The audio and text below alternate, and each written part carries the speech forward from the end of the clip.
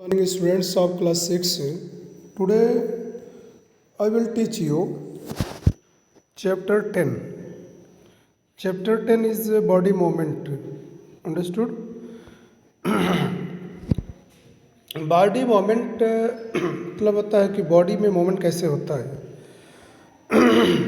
Body में हाथ, पैर, सिर और डिफरेंट ऑर्गन्स उनको हिलाया कैसे जाता है, तो इसके बारे में अब आज मैं आपको पढ़ाऊँगा। ओके, तो बॉडी मूवमेंट के लिए बच्चों सबसे पहले ज़रूरी है मसल्स एंड बोन्स, ये ज़रूरी है।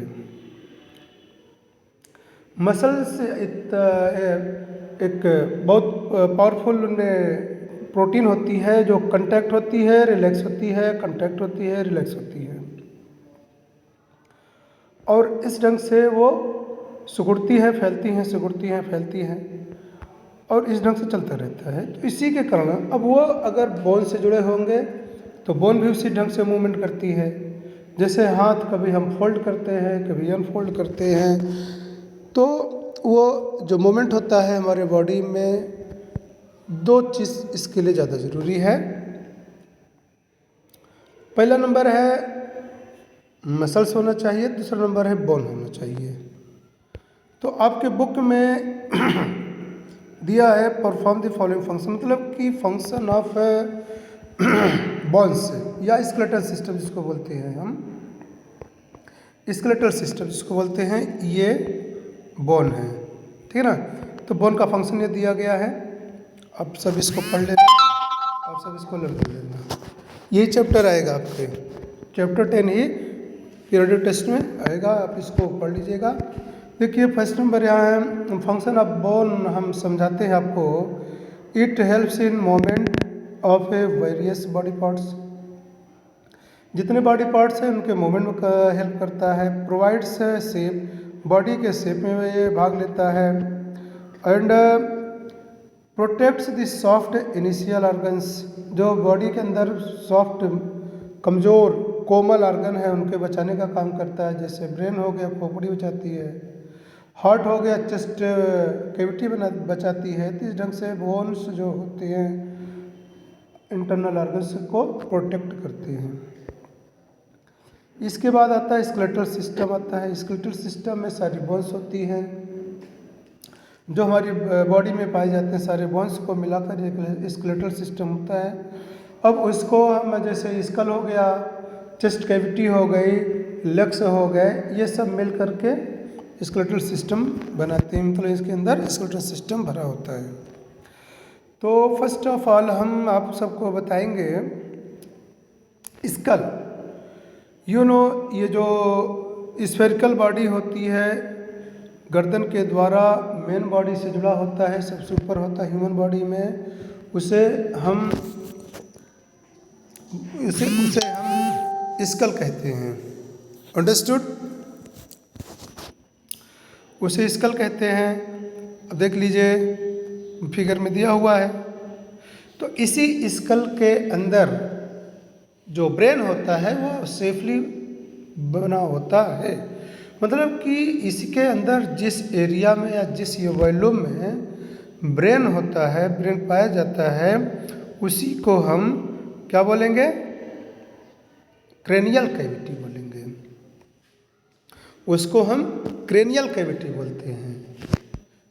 तो खोपड़ी या जिसको स्कल कहते हैं, स्कल के अंदर ब्रेन भरा होता है, जितने वॉल्यूम में ब्रेन भरा होता है उसी को हम बोलते हैं क्रेनियल कैविटी।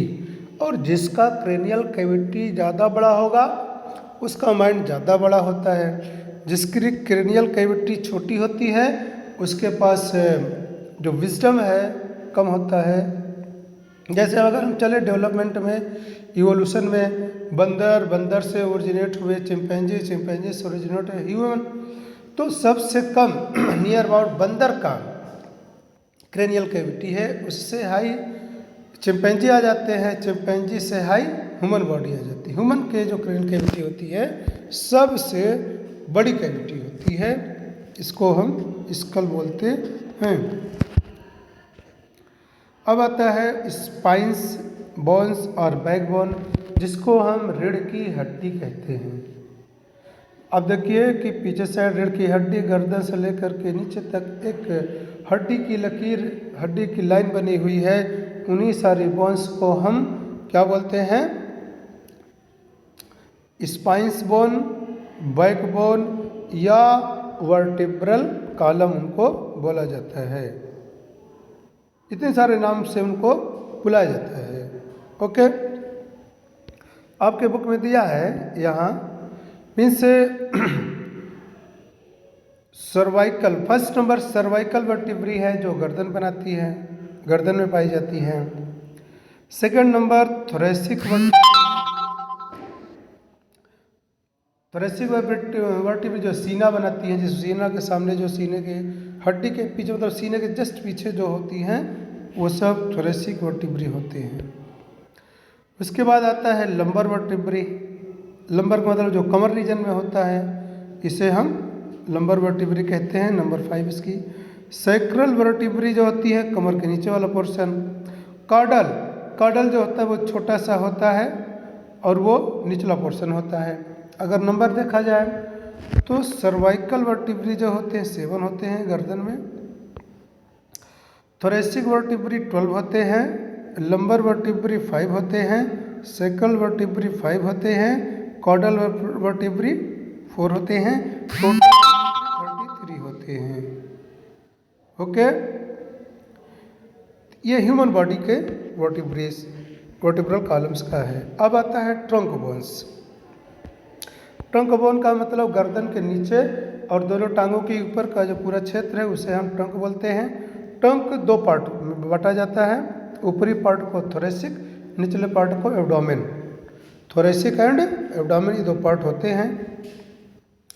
तो अब हम स्टडी करेंगे थोरेसिक रीजन का, और थोरेसिक रीजन जो होता है वो रिब केज से बना होता है, जिसमें रिब्स होती हैं 12 लेफ्ट साइड में, 12 राइट साइड में, कुल मिलाकर के 24 रिब्स होती हैं।